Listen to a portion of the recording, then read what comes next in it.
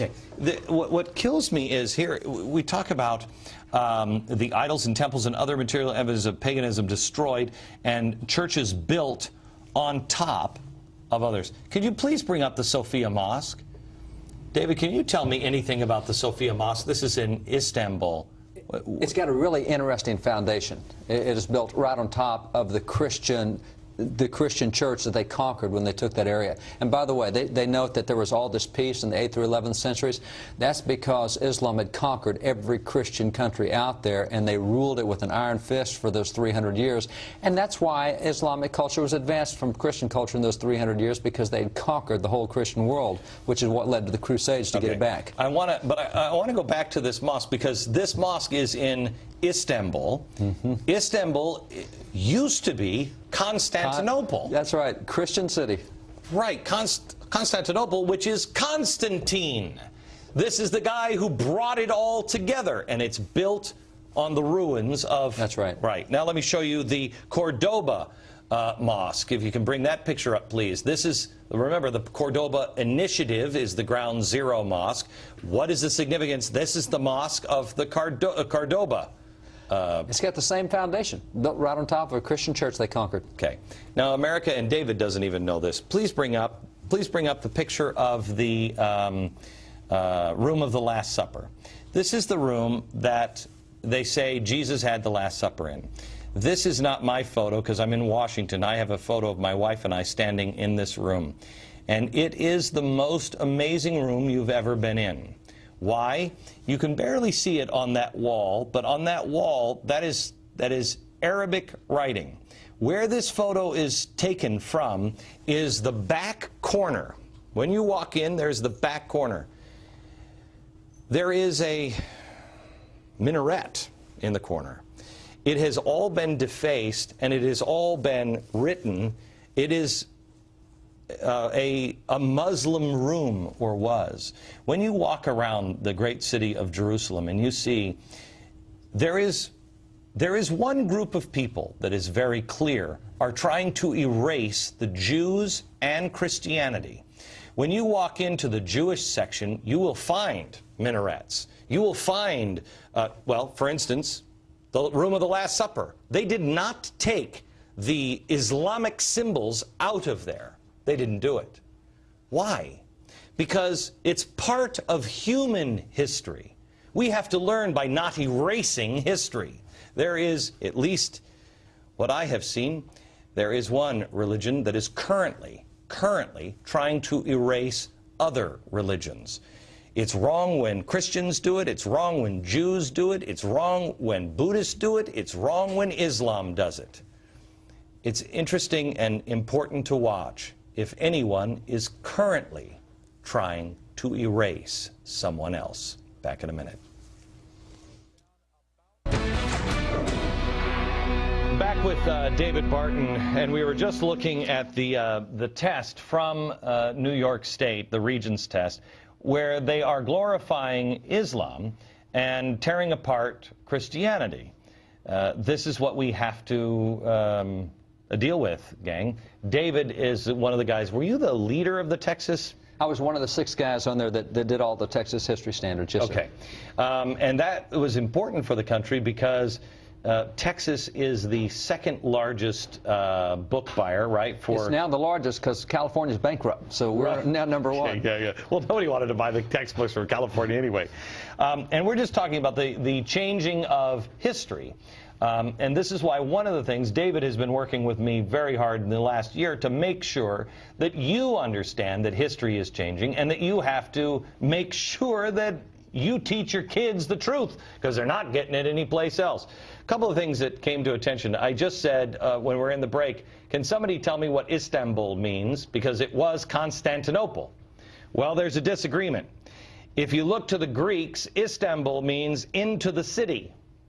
But if you ask the Turks, Istanbul is actually Islambol and means plenty of Islam.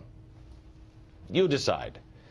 Constantinople and the church, the Mosque of Sophia, built on the ruins of a Christian church. David, they're also doing things here in the United States. You and I had a conversation when we were walking around Mount Vernon, George Washington's house, and I told you something that I found amazing. I found a new website. I'm not even going to give the name of it out.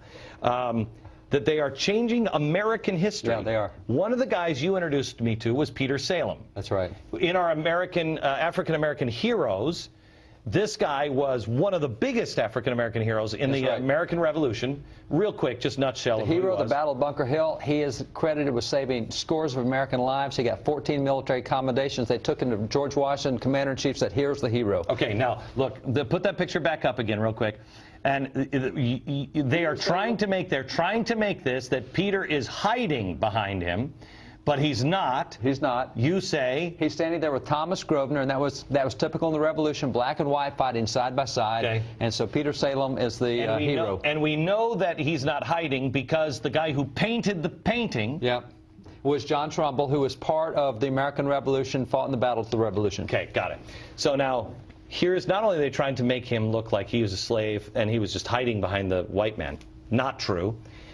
Now there is an effort to make Peter Salem Peter Salim, the first Islamic hero in the American Revolution.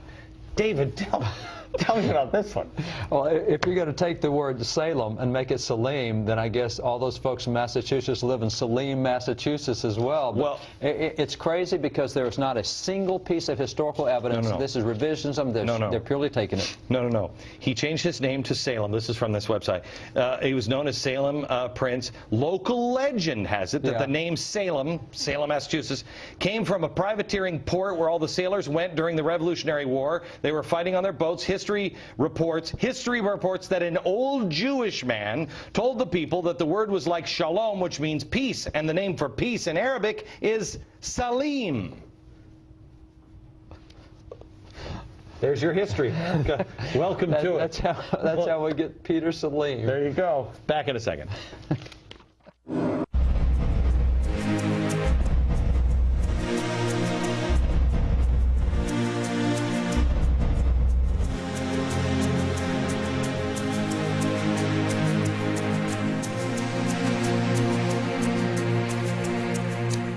There's something happening here in Washington, D.C. That David and I were just talking. Hasn't happened.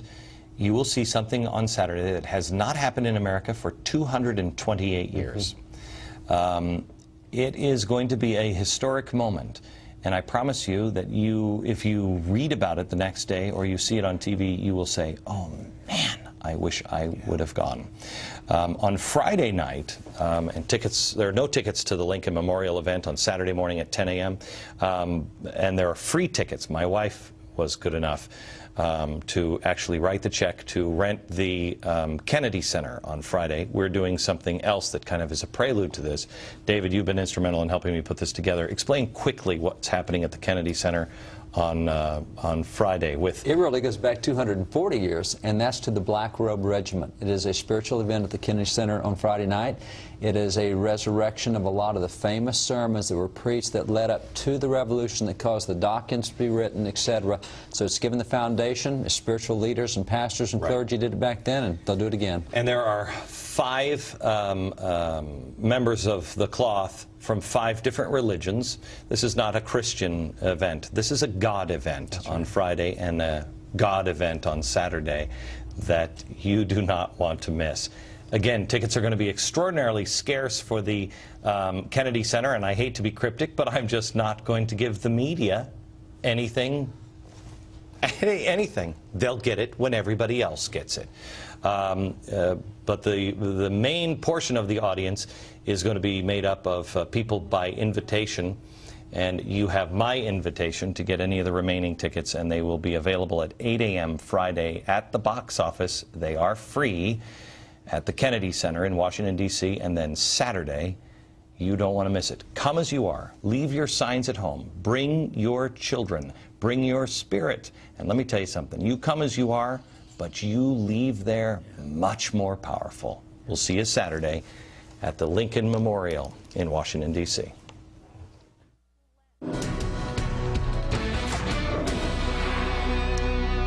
been raising funds for a while now for SOWF, the Special Operations Warrior Foundation, which is just this amazing group of people that actually started when the helicopters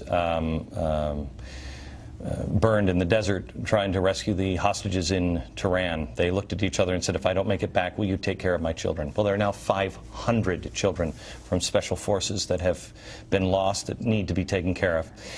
And I told you a while back to expect miracles. Last week, I told you on this show of a person that sent me, said, I want to come to 828, but I can't afford it. And I want to give something to the Special Forces, and they gave 8 cents. That's all they had, 8 pennies. I told you miracles would come from that. Let me show you another one. This comes in from a guy who moved here from Poland. He saw the 8 pennies and said, I want to give something else myself.